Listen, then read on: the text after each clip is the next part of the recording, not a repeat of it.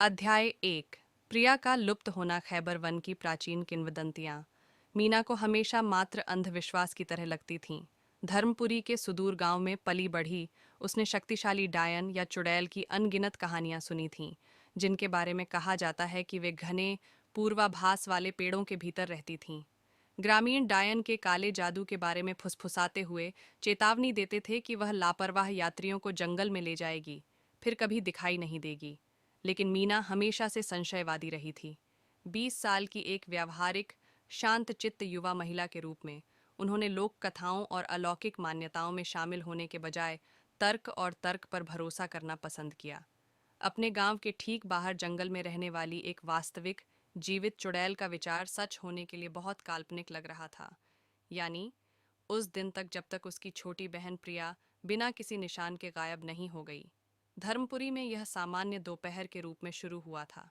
मीना और प्रिया हमेशा की तरह अविभाज्य गांव के बाजार में कामकाज करते रहे थे, रंगीन स्टालों के बीच अपना रास्ता बनाते हुए बातें करते और हंसते थे। मीना को याद आया कि प्रिया जटिल, हाथ से बुने हुए शॉल के प्रदर्शन की प्रशंसा करने के लिए रुकी थी। उसकी आंखें आश्चर्य से चमक रही थीं। मीना, क्या ये सिर्फ सुंदर नहीं है? प्रिया ने कहा था। उसकी उंगलियां नाजुक कढ़ाई का पता लगा रही थीं। काश मेरे पास एक होता। मुझे पता है प्रिया। मीना ने अपनी बहन के कंधे को स्नेहपूर्ण निचोड़ते हुए एक प्यारी मुस्कान के साथ उत्तर दिया था। शायद अगले महीने आपके जन्मदिन के लिए, हम्मा। प्रिया चमक उठी थी। दूर से कुछ देखते ही उसकी मुस्कान तेजी से फीकी पड़ गई। वह क्या है? वह बुदबुदाती हुई बाजार की सीमा से लगे छायादार पेड़ों की ओर देखने लगी। मीना ने उसकी निगाहों का पीछा किया था, लेकिन उसे कुछ भी सामान्य नहीं दिख रहा था। आपका क्या मतलब है? मुझे कुछ भी दिखाई नहीं देता। मुझे लगा कि मैंने देखा। प्रिया की आवाज़ धीमी हो गई। उसकी भौहें असमंजस में पड़ गईं। कोई बात नहीं, यह मेरी कल्पना रही होगी। एक आकस्मिक कंधे उचकाने के साथ बहनें अपने रास्ते पर चलती रहीं, इस बात से अनजान कि यह आखिरी क्षण होगा जब वे कुछ समय के लिए एक साथ साझा करेंगी। जब मीना उस शाम घर लौटी तो उसकी बाहें दिन भर की खरीदारी से लदी हुई थीं। तभी उसे एहसास हुआ कि प्रिया ने इसे कभी वापस नहीं किया था। सबसे पहले उसने मान लिया था कि उसकी बहन विचलित हो गई है और समय का ध्यान नहीं रख पा रही है। लेकिन जैसे जैसे घंटे बीतते गए और प्रिया का कोई संकेत नहीं मिला, भय की बढ़ती भावना जोर पकड़ने लगी। मीना ने उनके कदम पीछे खींच लिए थे, बाजार को खंगाला था और किसी से भी पूछा था जिसने प्रिया को देखा होगा। लेकिन यह ऐसा था मानो 17 वर्षीय व्यक्ति हवा में गायब हो गया हो। किसी को भी उसे गांव छोड़ते हुए देखना याद नहीं है, यह तो दूर की बात है कि वह कहाँ गई होगी। जैसे ही रात हुई, मीना की चिंता पूरी तरह से घबराहट में बदल गई थी। वह अंधेरी सड़कों पर दौड़ी थी, दरवाजे खटखटा रही थी और अपने पड़ोसियों से प्रिया की तलाश में मदद करने की गुहार लगा रही थी। लेकिन उनकी प्रतिक्रियाएं हमेशा एक जैसी थीं। सिर को सहानुभूतिपूर्वक हिलाना, बुदबुदाती माफी और दूर खैबर वन की उभरती छाया की ओर एक परेशान करने वाली नज़र। दायन, वे फुसफुसाते थे। उनकी आवाज़ें डर से झंझनाती थीं। वह लड़की को ले गई होगी। मीना ने इस तरह की बात को अंधविश्वासी बकवास कहकर खारिज कर दिया था। प्रिया के लापता होने के लिए कोई वास्तविक, जीवित चुड़ैल जिम्मेदार नहीं हो सकती थी। यह कोई अन्य स्पष्टीकरण होना चाहिए, अपहरण, दुर्घटना, यहाँ तक कि भगोड़ा भी। लेकिन जैसे जैसे रात भर खोज निष्फल होती गई, वह इस परेशान करने वाली भावना को नज़रअंदाज नहीं कर सकी कि उसकी प्यारी बहन पर कुछ भयावह हुआ था।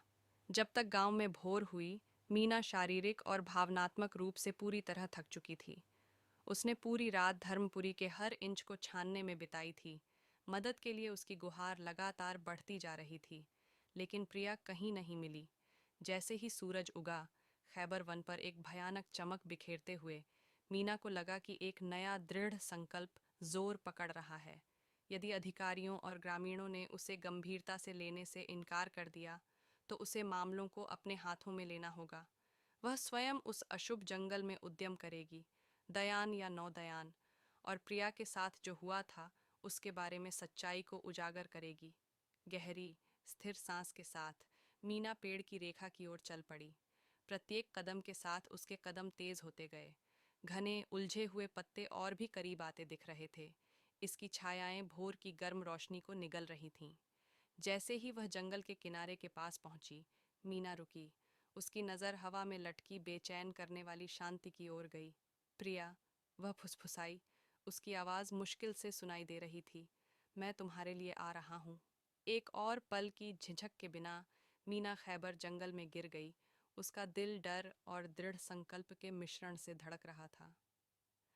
प्राचीन पेड़ों ने उसे चारों ओर से घेर लिया था। उनकी टेढ़ी मेढ़ी शाखाएं मुड़ी हुई कंकाल की उंगलियों की तरह बाहर तक पहुंच रही थीं।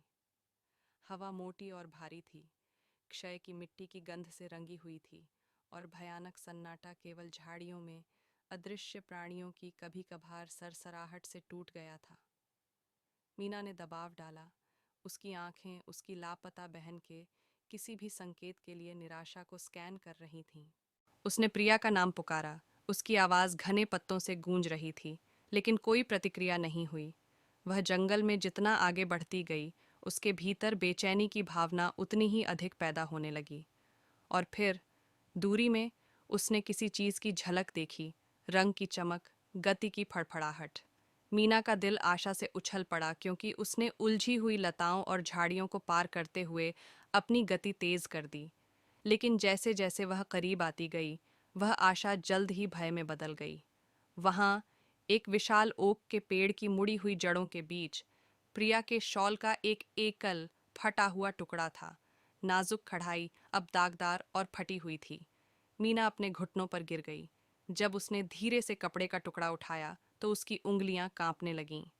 जैसे ही उसे एहसास हुआ, उसके चेहरे से आंसू बहने लगे। उसकी बहन चली गई थी और किंवदंती का डायन दोषी था। प्रिया, मीना फुसफुसाई। उसकी आवाज़ पीड़ा से टूट रही थी। मैंने क्या किया है?